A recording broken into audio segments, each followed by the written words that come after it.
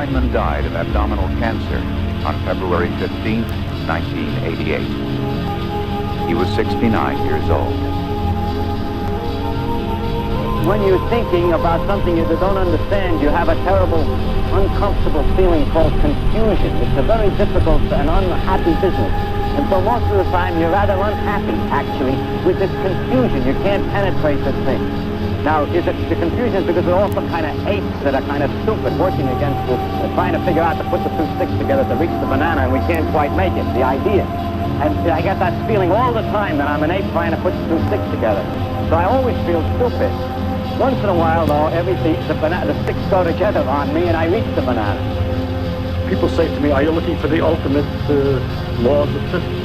No, I'm not. I'm just looking to find out more about the world. And if it turns out there is a simple ultimate law that explains everything, so be it. That would be very nice to discover. If it turns out it's like an onion with millions of layers and we're just sick and tired of looking at the layers, then that's the way it is. But whatever way it comes out, its nature is there and she's going to come out the way she is. Therefore, when we go to investigate it, we shouldn't pre-decide what it is we're trying to do except to find out more about it. If you say, but your problem is why do you find out more about it? If you thought that you were trying to find out more about it because you're going to get an answer to some deep philosophical question, you may be wrong. It may be that you can't get an answer to that particular question by finding out more about the character of nature. But I don't look at it. My interest in science is to simply find out about the world. What I find out, I'd like to find out. Feynman disliked writing, and his autobiography, an informal collection of remarkable adventures inside and outside science, was edited from tape recordings made by his friend, Ralph Layton. I also say, it came behind the entire secret of the atomic bomb.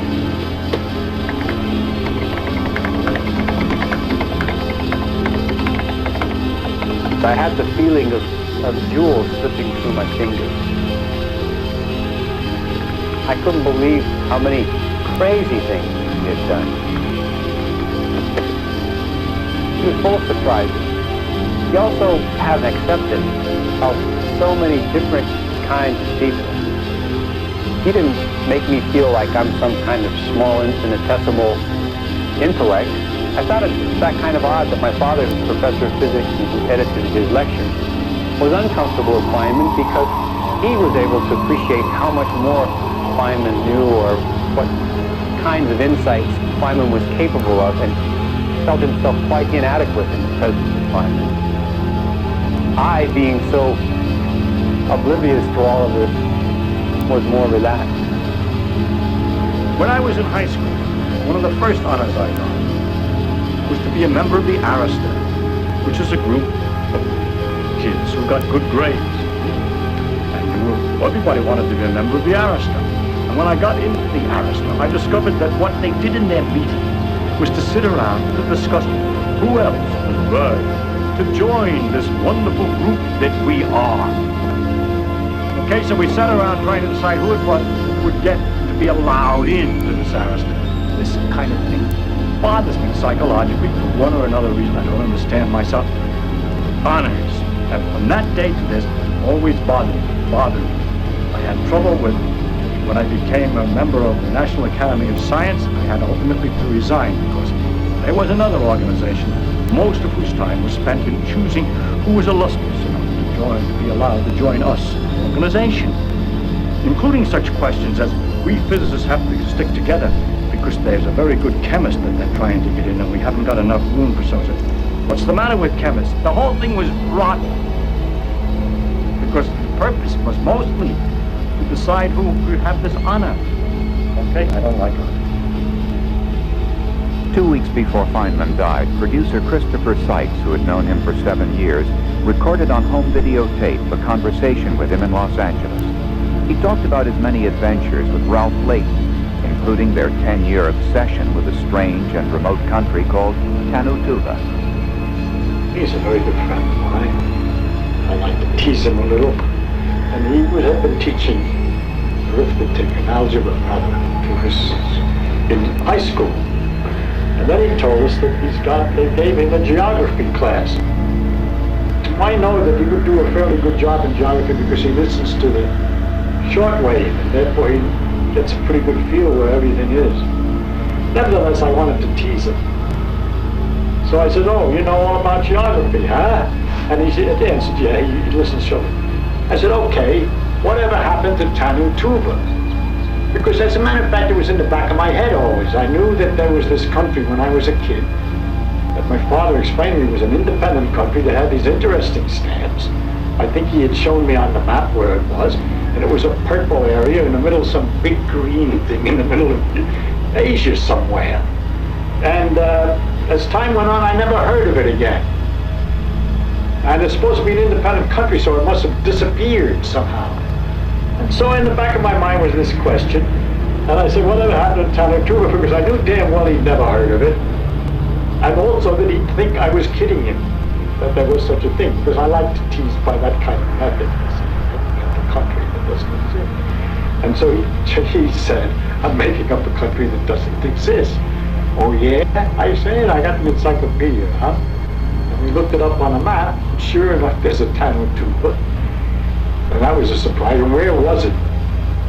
Just outside of Outer Mongolia, in the middle of Central Asia, in the depths of Russia, far away from anything. And it was no longer an independent country. It was part of Russia. And we saw that the capital, this is what did it, the capital was K-Y-Z-Y-L. My wife and I and he, at the same time, looked, grinned at each other. Because any place that's got a capital named K-Y-Z-Y-L's just gotta be interesting.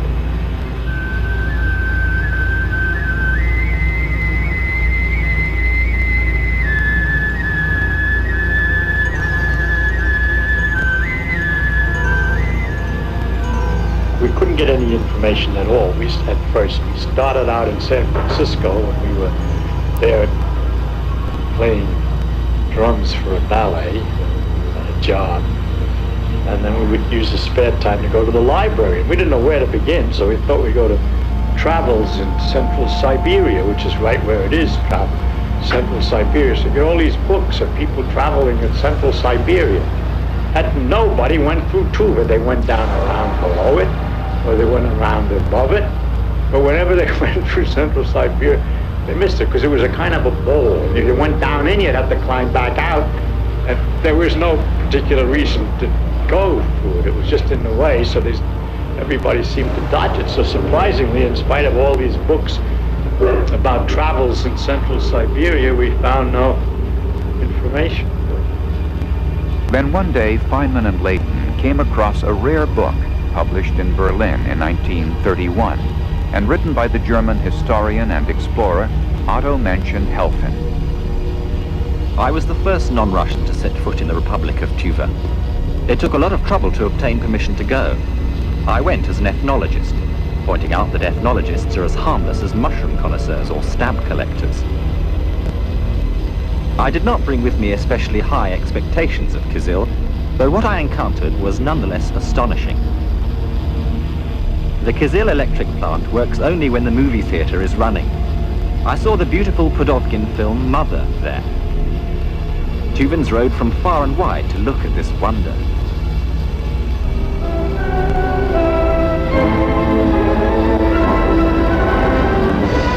The film broke at least 20 times that night, but that only made the audience happy. So much the better. Now the fairy tale would last that much longer. They couldn't understand anything, not the slightest bit. The subtitles were in Russian. They couldn't read them, but their pleasure was nevertheless unending.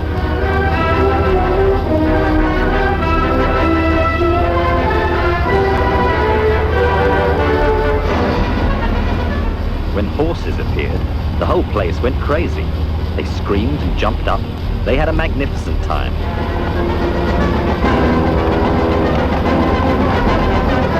They didn't worry at all about who was a gendarme and who was a revolutionary, because they didn't understand what the fight was about. Whoever just fired, that was their man. Only once were they incensed and raving. I didn't understand the reason. The film didn't show anything outlandish. Running feet, a raised arm, a face. But that was precisely why. What they were shouting was translated for me. We paid full price. Why do you show us just a foot? Where is the head? We want to see a whole person. Why do you make the screen so small? We demand a screen on which a whole person has room. We want a big screen. A big screen. Big screen.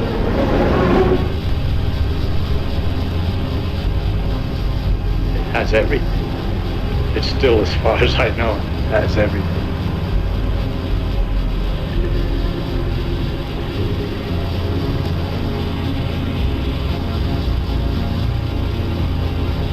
We had discovered, you see, a Shangri-La, a place in the world that nobody visited in a long time. And so we all, right then and there, said, we got to go there, of course.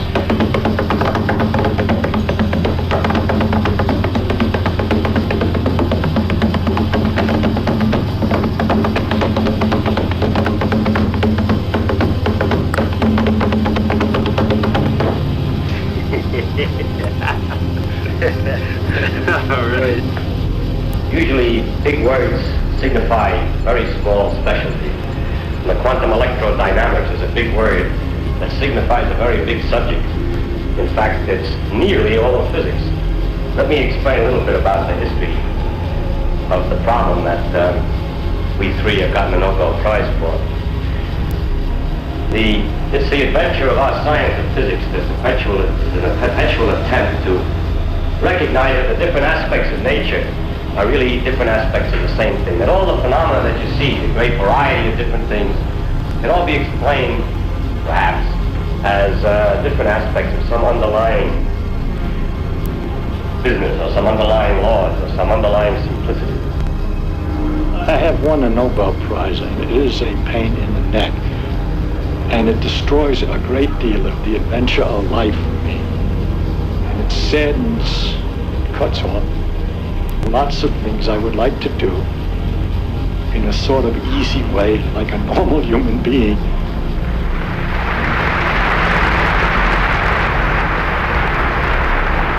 I didn't see that the publicity would be so terrible. I didn't want it. I knew right away I didn't want it. I tried to figure out how not to get it, but like many other people who have gotten it, they realize after a few moments that if they refuse it, it would make more publicity than if you got it. A big shot he thinks he is, he refuses the Nobel Prize. You don't want that either. And what I think is the solution to this is that they should at least have the courtesy, the Swedish Academy, when they choose somebody, to call him up quietly and to offer him the prize. And if he doesn't want it, he can then say no, and there'll be no publicity because nobody has been told yet. And it would seem to me a rather simple solution.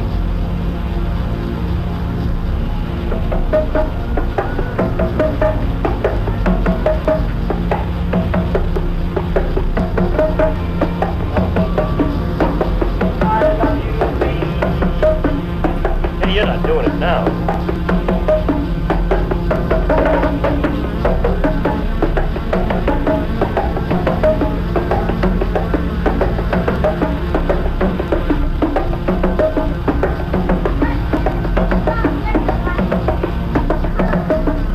We were asked by someone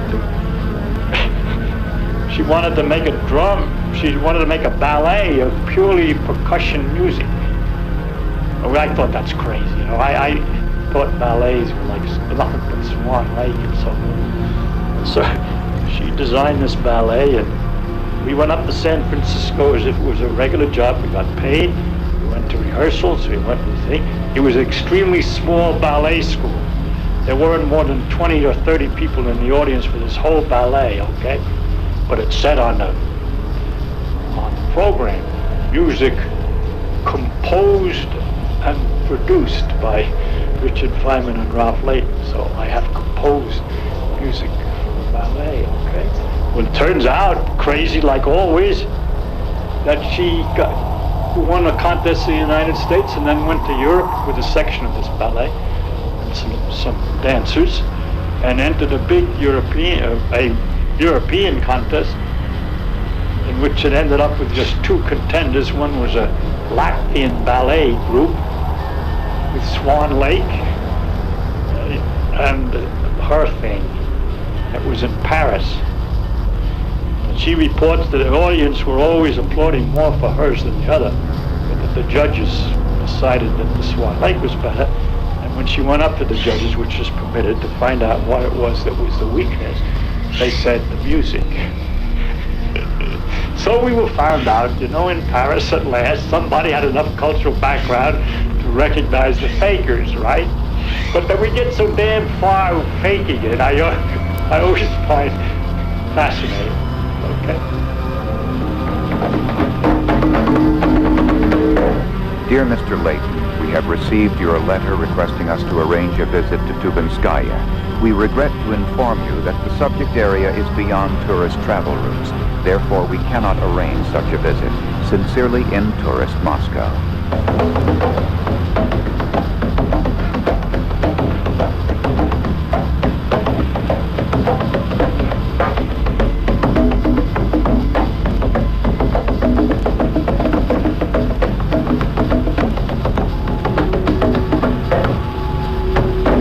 Dear Mr. Layton, thank you for your letter of January 3rd. It is a pleasure to welcome you to Tuben Studies. Your appearance alone must double the number of people in the field. Unhappily, I can offer you very little hope of getting to Tuva. While there is no harm in going ahead and applying for a visa, the obstacles are, in my opinion, insurmountable. It's very simple. I propose to give some lectures in Russia. They would be delighted, I think. I come there and I say that one of the conditions is that I travel to Tuva. And they say, indeed, it's fine. And then I say, but I give the lectures in Moscow after I visit Tuva, having learned a bit, you see? And they'll have to say yes to that, and I could go. I never understood before why I don't want to do it that way. And now I suddenly do. The whole idea is to have adventure. The way to have adventure is to do things at a lower level. It's not to ride on the freeway and to stop at the Holiday Inn. All this and more at the world-famous San Bernardino Exotic Car Show this Saturday and Sunday at the National Orchard Grounds.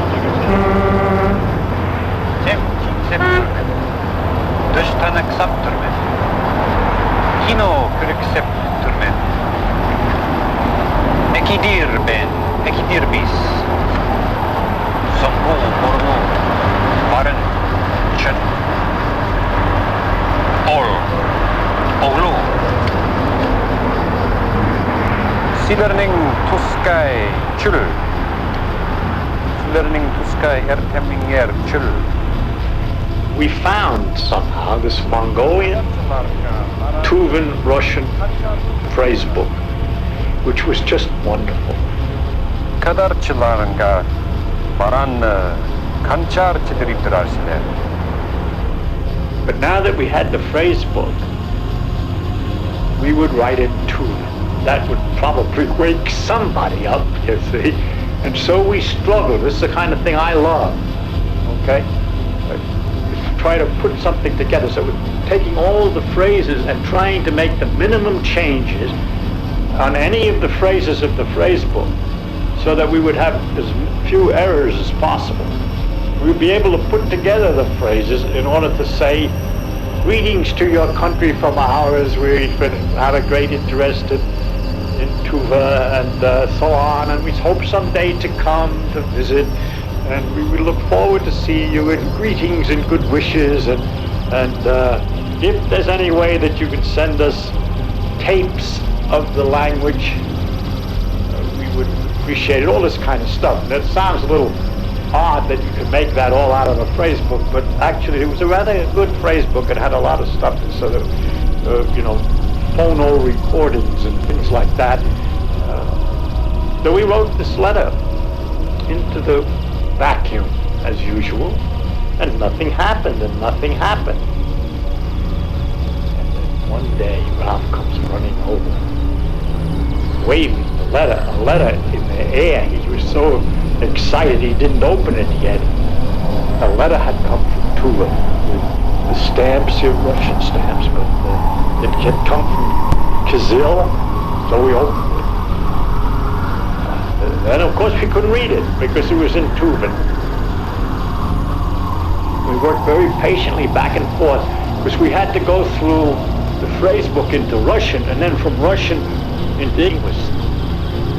His name was Undar Dairima. Greetings from Tuva.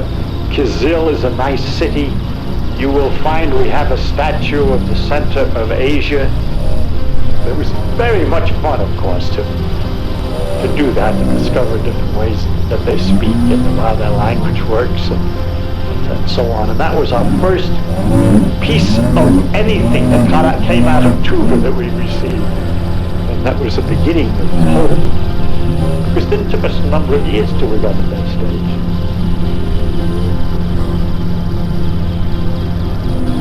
It's the kind of a puzzle I love. It's like deciphering hieroglyphics, which I enjoy.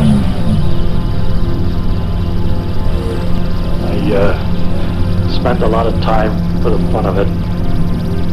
There's a codex, a Mayan codex called the Dresden Codex, which is one of 3 books left from the hundreds of thousands of books that were extant at the time the Spanish conquered Mexico. This is the only good one, is the Dresden Codex.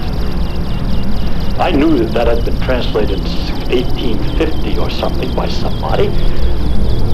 But I love puzzles, and I thought to myself, suppose I was Forsterman, was the one who translated, got a hold of this thing for the first time. What would I do? You know, what did he do? I didn't have to. I made believe that I was in the same position.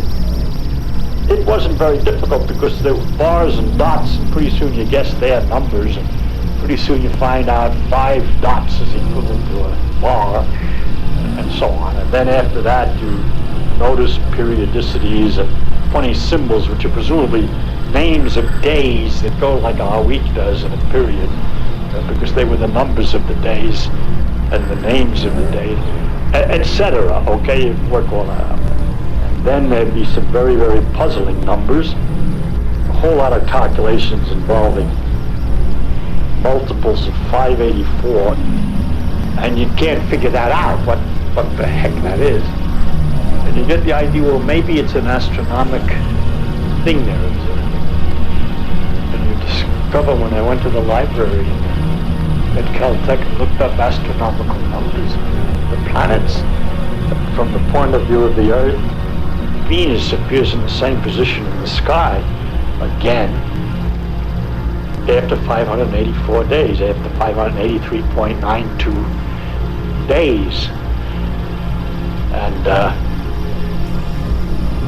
you have to kind of understand the orbits, but you can see that there would be a period where Venus would be a morning star, about 230 days, and a period when it's an evening star, another period of about the same amount.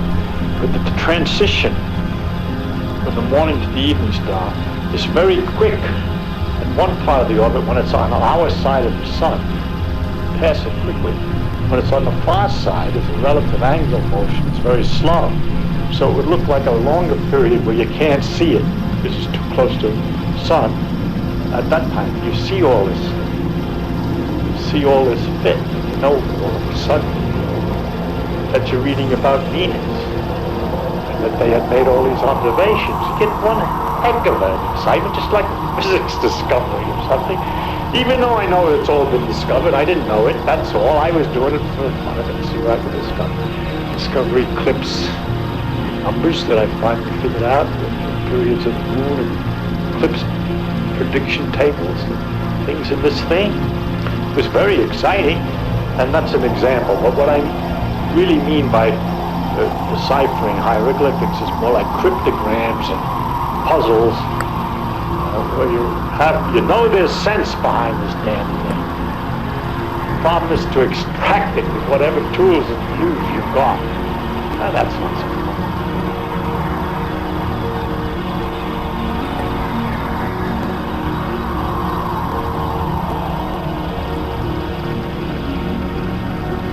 One way it's kind of a fun analogy to try to get some idea of what we're doing here and try and understand nature is to imagine that the gods are playing some great game, like chess, let's say a chess game. You don't know the rules of the game, but you're allowed to look at the board, at least from time to time, and in a little corner perhaps. And from these observations, you try to figure out what the rules are of the game, what the pieces of the game. You might discover, after a bit, for example, that when there's only one bishop around on the board, that the bishop maintains its color. Later on, you might discover the law for the bishop as it moves on a diagonal, which would explain the law that you understood before, that it maintains its color. And that would be analogous to we discover one law and then later find a deeper understanding of it. Then things can happen, everything's going good, you got all the laws, it looks very good, and then all of a sudden some strange phenomenon occurs in some corner. And you begin to investigate that, to look for it. It's castle, something you didn't expect.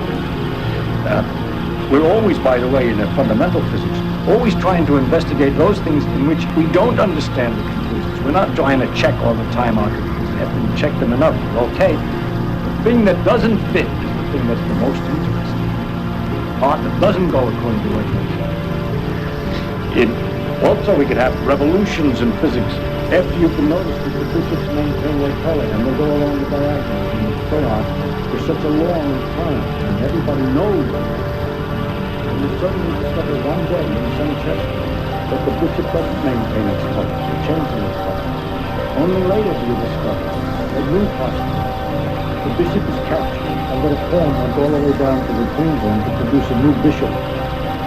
That can happen, but we didn't know it. And so it's very analogous to the way our laws are. They sometimes look positive. They keep on working, and all of a sudden some little gimmick shows that they're wrong. And then we have to investigate the conditions under which this bishop change of color happened. So gradually learn the new rule that explains it more deeply. Unlike the chess game, in the case of the chess game, the rules become more complicated. But in the physics, when you discover beauty, it looks more simple. It appears on the whole to be more complicated because we learn about a greater experience, and we learn about more particles and new things. And so the laws look complicated again. But if you realize all the time what's kind of wonderful, that as we expand our experience into wilder and wilder regions of experience, every once in a while we have these integrations in which everything is pulled together in a unification, which it turns out to be simpler than it looked before. KPFK Los Angeles, it's time for Mario Cassetta with Many Worlds of Music. Ralph, how do you happen to come by this record, which is a jewel? I wrote to the author of a book about tuba, Sevjan Weinstein, and he did most of his ethnographic work on tuba. And he sent out this amazing record.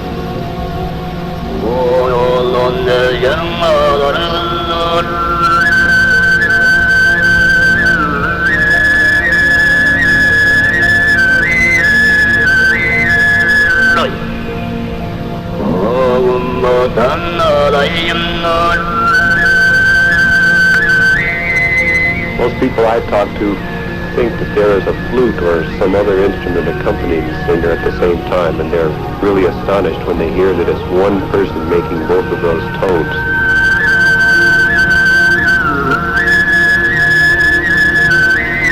As they're singing, there's a kind of a whistle that develops on top of the singing.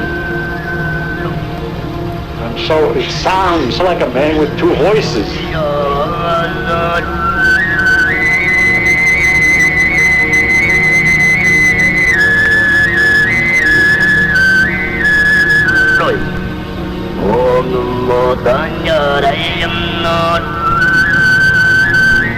Ralph has this car, which has a license plate saying tuba. For the fun of it, we had the car outside on the street in Frontier. We got some friends of ours to take our picture, trying to push this automobile as if it's kind of run out of gas or something, up the hill. We were faking, of course, that we're pushing so hard. And we got a picture, so we sent it to Undar. So see how hard we're working to get the tuba. It's tuba or bust or something like that. That's a joke. And he was delighted and took it to the local newspaper, Kizil newspaper. And they printed the picture with a caption that I think we had written, actually.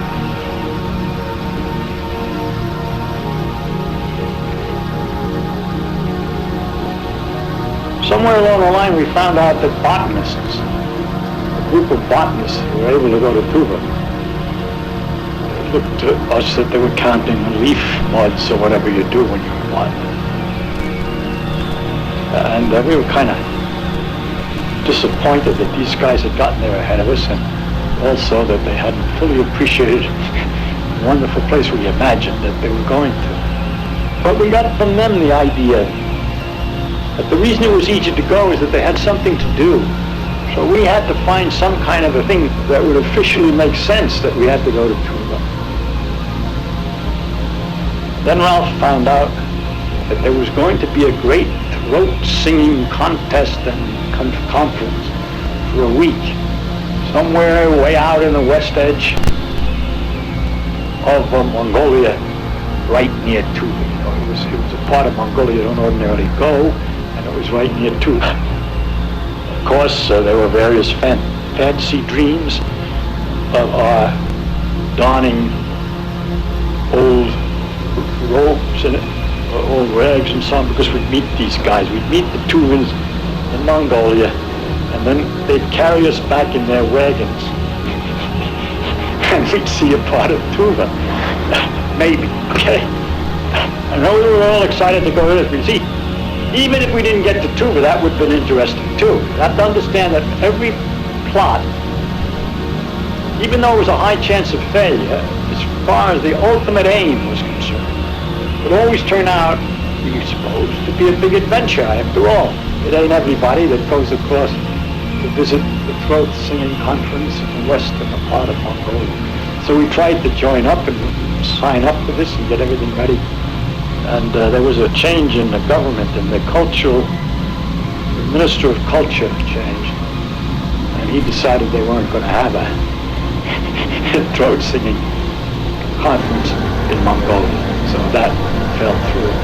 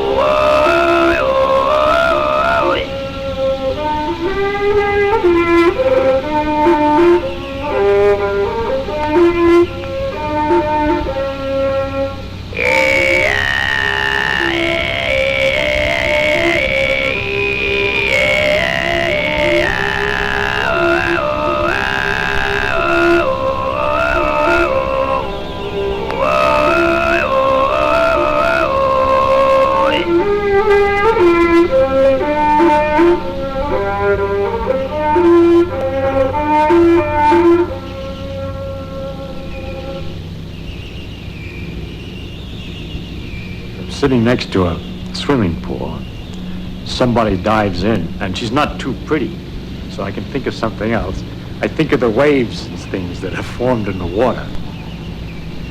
And when there's lots of people have dived in the pool, there's a very great choppiness of all these waves all over the water. And to think that it's possible, maybe, that in those waves is a clue as to what's happening in the pool, that some sort of insect or something with sufficient cleverness could sit in the corner of the pool and just be disturbed by the waves, and by the nature of the irregularities and bumping of the waves, have figured out who jumped in, where and when, and what's happening all over the pool.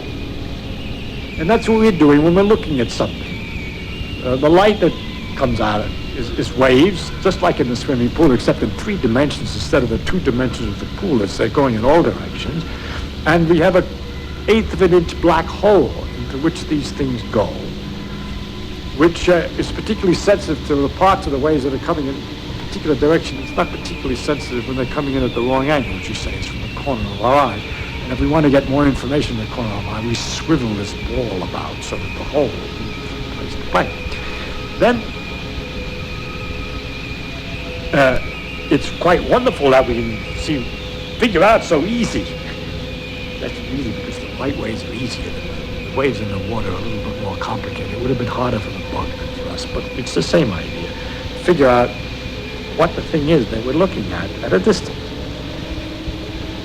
And this is kind of incredible, because when I'm looking at you, someone standing to my left can see somebody who's standing at my right. That is, the light could be going right across this way. The waves are going this way. The waves are going this way. The waves are going this way.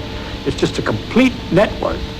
Now, it's easy to think of them as arrows passing each other, but that's not the way it is, because all of this is something shaking. It's called the electric field, but we don't have to bother with what it is. It's just like the water height is going up and down.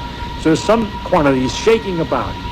And in a combination of motions, it's so elaborate and complicated that the net result is to produce an influence which makes me see you, at the same time completely undisturbed by the fact that there are influences that represent the other guy seeing him on this side. So that there's this tremendous mess, waves all over in space, which is the light bouncing around the room and going from one thing to the other. Because, of course, most of the moon doesn't have 8-inch black holes. It's not interested in that light, but the light's there anyway. I mean, it bounces off this and it bounces off that, and all this is going on, and yet we can sort it out with this instrument. But beside all that, those waves that I was talking about, in the water, maybe they're so big, some of them, and then you could have slower swashes, which are longer, shorter. And perhaps our animal who's making his study is only using waves between this length and that length. So it turns out that the eye is only using waves between this length and that length, except those two lengths are 100 thousandths of an inch. 100 thousandths of an inch, maybe.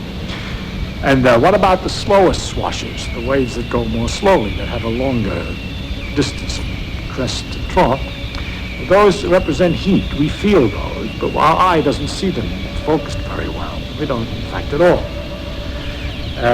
The shorter waves are blue, the lighter, and the longer waves are red. But when it gets longer than that, we call it infrared. All this is in there at the same time. That's the heat. Pit vipers they got down here in the desert, they have a little thing that they can see the longer waves and pick out mice, which are radiating their heat, the longer waves, by their body heat, by looking at them with this eye, which is the pit of the pit viper. But we aren't able to do that. And then these waves get longer and longer, and all through the same space, all these things are going on at the same time, so that in this space, there's not only my vision of you, but information from Moscow radio that's being broadcast at the present moment, and the seeing of somebody from Peru. All the radio waves are just the same kind of waves, only longer waves. And there's the radar from the airplane, which is looking at the ground to figure out where it is, which is coming through this room at the same time. Plus the X-rays, cosmic rays, and all these other things, which are the same kind of waves, exactly the same waves, but shorter, faster, or longer, slower. It's exactly the same thing. So this big field, this area of irregular motions of this electric field, this vibration, contains this tremendous information. And it's all really there. That's what gets you. If you don't believe it, then you pick a piece of wire, connect it to a box, and in the wire, the electrons will be pushed back and forth by this electric field, swashing just at the right speed for a certain kind of long waves. And you turn some knobs on the box to get the sloshing just right, and you hear Radio Moscow. But you know that it was there. How else did it get there? It was there all the time. It's only when you turn on the radio that you're noticing. But that all these things are going through the room at the same time, which everybody knows, but you got to stop and think about it to really get the pleasure about the complexity, the inconceivable nature of nature. In January 1986, the Space Shuttle Challenger exploded on takeoff. Feynman was invited to join the Presidential Commission to investigate the accident. I have a policy practically of never going near Washington. And I called up various friends of mine who were connected to the space program one way or the other and tried to ask them if they didn't see whether I should go or somebody else could do it just as well. And they both told me, no, you'd ought to do it. I'm still trying to get out of it, and I'm talking to my wife. And I asked her, and I have to be immodest here to explain the effect. She said, well, she said, I said somebody else could do it. She says, if you're not on the commission, there'll be 12 members in a little knot, which will go from one place to the other. figure it all out and write a report. If you're on this thing, there'll be 11 guys in a knot going around looking in, writing a report, and one guy, like a mosquito, running all over the place, and you probably won't find anything. But if there's something interesting, if there's something strange about it or something like that, you'll find it, and it wouldn't have been found otherwise. Well, I had to believe her because I know how I act. I'm an explorer, okay? I get curious about everything, and I want to investigate all kinds of stuff. And so I knew she was right, and that I had no further excuse, because I could make a contribution that not everybody could make. Could be true or untrue, it's a certain... Anyway, she used my lack of modesty to convince me to do it, and I did it. The Commission released 4 internal NASA memos in which mid-level space agency officials had warned of the potential for problems with the O-ring seals. NASA officials discounted the possible effect of cold weather on the resiliency of the rubber O-ring on launch day, but Commission member Richard Feynman, after examining the O-ring, had a surprise. Oh, I took this stuff that I got out of your seal and I put it in ice water. And I discovered that when you put some pressure on it for a while and then undo it, it maintains, it doesn't stretch back, it stays the same dimension. In other words, for a few seconds at least, and more seconds than that, there's no resilience in this particular material when it's at a temperature of 32 degrees. I believe that has some significance for our problem. I didn't find out much. I found out later that when I thought I was doing something independently, I was being worked, operated by somebody else who wanted to get something done without involving himself, and so forth. So those guys are clever, you know. I think I'm running around on my own hook, getting a clue here and a clue there, but those clues were just little taps to make me run in the right direction. So I was being had to a certain extent. On the other hand, I enjoyed it. And it was fun to see what that crazy place is like. From Washington, D.C., Feynman wrote a letter to his wife and daughter. Dearest Gwyneth and Michelle, this is the first time I have had time to write to you. I miss you and may figure out later how I can get a day off and visit. This is an adventure as good as some of the others in my book. I already smell certain rats that I will not forget, because I just love the smell of rats, for it is the spur of exciting adventure. Tuba or bust, love Richard.